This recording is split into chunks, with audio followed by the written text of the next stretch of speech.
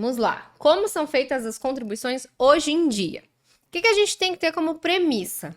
Que, dependendo da categoria de segurado, a contribuição vai ser feita de uma forma específica e vão existir alíquotas possíveis. O que é a alíquota? É aquele percentual de contribuição que vai incidir sobre o valor da remuneração ou sobre um valor de um salário mínimo ou qualquer valor entre o salário mínimo e o teto do INSS. E aí, se a gente pensa num segurado empregado, como eu já antecipei para vocês, esse segurado ele não é o responsável por mensalmente fazer o pagamento da contribuição previdenciária. E essa contribuição, ela vai levar em consideração o quê? A remuneração daquele mês daquele segurado. Então, no caso dos segurados empregados, nós temos uma tabela de alíquotas progressivas, muito similar ao que a gente tem na tabela de imposto de renda, que você tem as faixas de valores, para cada faixa você tem um percentual que vai ser aplicado, e você vai ter que ir aplicando essas faixas e esses percentuais até alcançar o teu valor de renda, no caso do imposto de renda, o teu valor ali da renda que está sendo declarada, ou então, no caso do segurado empregado, até alcançar o valor da remuneração. Claro que respeitando a limitação ao teto, já que a contribuição ela vai ser no máximo pelo teto vigente do INSS. Então, como que funciona? Vai aparecer aqui na tela para vocês essa tabela para vocês entenderem. Então, vejam só, a gente tem essa primeira coluna, onde vai estar o salário de contribuição, que é a remuneração de fato do segurado empregado. E para cada faixa, a gente vai ter uma alíquota que vai ir sendo aplicada. Então, primeiro, a gente começa com R$ 1.100. Por quê? Porque R$ 1.100 é o nosso salário mínimo vigente. Se a partir do momento em que nós tivermos uma alteração desse salário mínimo, isso também tem uma alteração, tem um reflexo, né? No próximo ano, daqui a pouco, na verdade, a gente já vai ter um reajuste, tanto no salário mínimo quanto no teto do INSS. Mas se vocês observarem, para a primeira faixa de salário, então, até R$ 1.100 vai ser aplicada uma alíquota de 7,5%. Aí, na segunda faixa, a gente tem entre R$ 2.203,48 e R$ 1.100,01. Só que como que vai funcionar para a gente ir descendo nessas faixas? A gente já aplicou 7,5% em R$ 1.100. Digamos que um segurado tem uma remuneração de R$ 2.500. Isso significa que ele tem a mais do que o limite dessa segunda faixa. Então, o que ele vai fazer? Ele vai calcular a diferença entre o máximo e o mínimo. Então, vai pegar o 2.203,48, vai diminuir, né, vai subtrair esses R$ 1.100,01 e vai encontrar um resultado. Sobre esse resultado, ele vai aplicar 9%, que é esse percentual, é a alíquota que a gente tem na segunda faixa. Mas, como eu falei para vocês, a gente está trazendo um exemplo de um segurado que teria uma remuneração de R$ 2.500.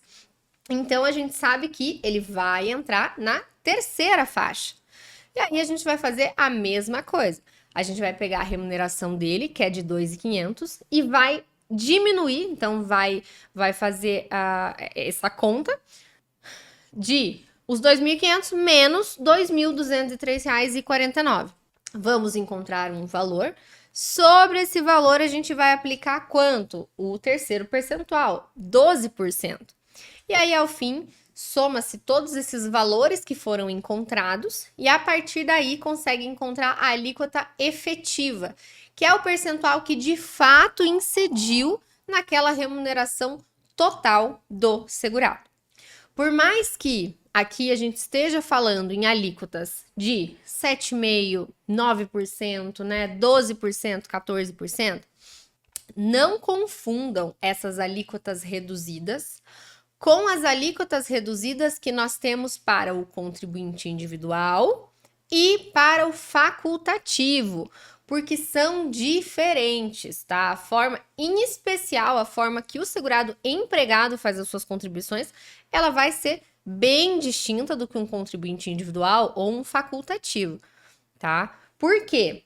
Em que pese, se a gente chega ali numa alíquota efetiva, né? Depois de fazer todo esse cálculo, é um segurado empregado, chega numa alíquota efetiva de 12%, é menos do que 20%, sim. Porém, essa remuneração, esse período, vai contar normalmente para todos os benefícios. Diferente, né, de uma situação se a gente tivesse, por exemplo, um contribuinte individual. Por quê? O contribuinte individual, a depender, claro, da atividade que ele exerce, da forma em que ele trabalha, porque dentro do contribuinte individual a gente tem ainda algumas opções, né? Se for um contribuinte individual que não presta serviço para nenhuma pessoa jurídica, então ele é responsável pelo pagamento das suas contribuições. E ele vai ter a opção de ou pagar 20% sobre a sua remuneração, ou ele vai poder pagar 11%. Só que, a partir do momento em que ele opta por fazer o pagamento de 11%, tem 3 pontos de atenção. Primeiro, esse valor, essa base da contribuição só pode ser de um salário mínimo, tá? Primeiro ponto. Segundo ponto, esses meses em que esse contribuinte individual pagar com essa alíquota reduzida de 11% sobre um salário mínimo, só serão considerados para fins de uma aposentadoria por idade, tá? Segundo ponto. E terceiro ponto, os meses em que esse segurado tiver pago contribuições com alíquota de 11% não poderão ser averbados em outro regime de previdência, como um regime próprio, tá? Então, esses 3 pontos que precisa ter muita atenção. Claro, se a gente está falando agora de um contribuinte individual que presta serviço para uma pessoa jurídica, aí é diferente, tá? Aí a contribuição vai ser distinta, ele já não é mais o responsável pelo pagamento dessa contribuição, a gente tem algumas alterações. E ainda dentro dos contribuintes individuais, nós temos ainda uma exceção, né? A regra que vai ser possível se o contribuinte individual for um MEI, um microempreendedor individual. Se for um MEI, ele vai ter a opção de fazer o recolhimento com 5% sobre um salário mínimo. E aí, essas três regras, esses 3 pontos de atenção que eu mencionei para vocês, eles se mantêm quando a gente está falando do MEI. Apenas sobre um salário mínimo, 5%. Só conta para aposentadoria por idade e não vai poder averbar em outro regime. Ah, poxa, mas e aí? O segurado paga e ele perde se ele não sabe? Não, não tá tudo perdido. Porque se a qualquer momento esse contribuinte individual ou esse MEI fizerem uma análise, né, do seu futuro benefício, fizerem um planejamento e entenderem que é muito mais vantajoso se aposentar, por exemplo, por tempo de contribuição, a regra do pedágio de 100%. Eles têm a opção de complementar essas contribuições que foram feitas com alíquota reduzida. O que é isso? O segurado vai pagar a diferença entre os 5% que foram aplicados até os 20%. Ou seja, vai ser feito o pagamento de 15%.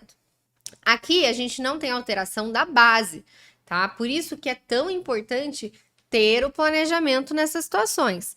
Por quê? Se é um período muito extenso, em que o segurado fez o pagamento com essas alíquotas reduzidas, a partir do momento em que ele faz só esse complemento de 15% sobre o mínimo, todos esses meses, essas competências que foram pagas com o salário mínimo entram no cálculo.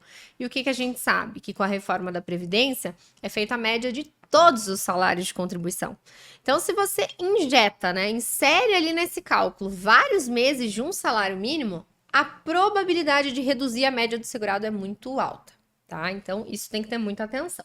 Os contribuintes individuais, eles fazem o pagamento das suas contribuições através de GPS. E aí, se a gente estiver falando sobre o MEI especificamente, né, que paga ali a contribuição de 5%, esse pagamento vai ser feito através da DAS-MEI, que é uma guia própria do microempreendedor, que está disponível lá no portal do empreendedor. Agora, se esse mesmo MEI quiser fazer essa complementação que eu mencionei, aí ele vai ter que fazer o código de o pagamento através de uma GPS, com o código 1910. Mas tem que ter muita atenção na hora de gerar esse código, porque não é possível, por enquanto, né? Enfim, a partir do momento que vier a GRU, daí talvez isso possa mudar.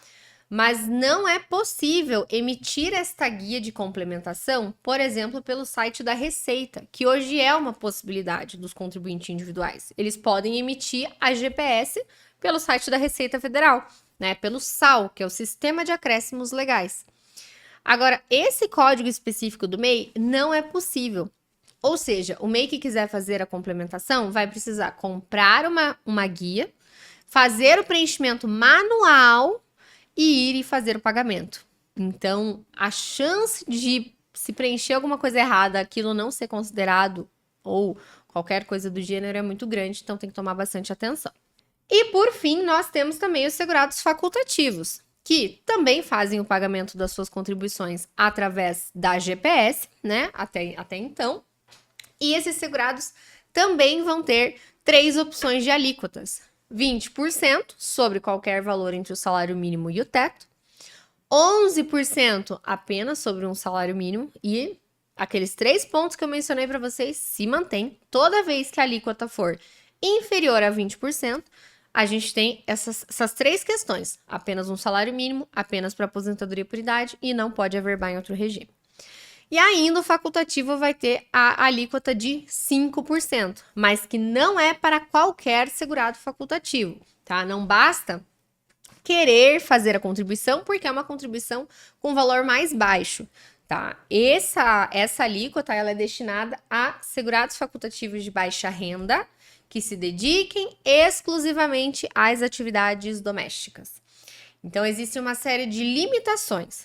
Então, não adianta, se você não atende os requisitos, só ir lá, comprar a guia, fazer o pagamento, porque no momento em que for pedir aposentadoria, se o segurado não comprovar que ele tinha de fato a possibilidade e, né, esse direito de fazer o pagamento com essa alíquota reduzida, não vai adiantar ter nada, porque não vai ser considerado, tá? Então, bastante atenção.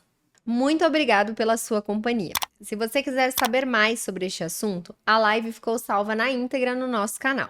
E já aproveita para se inscrever no canal, deixar o seu like e ativar o sininho para acompanhar todos os conteúdos que compartilhamos por aqui. E fique à vontade também para enviar sugestões de temas aqui ou em nossas redes sociais, no Facebook, no LinkedIn e no Instagram.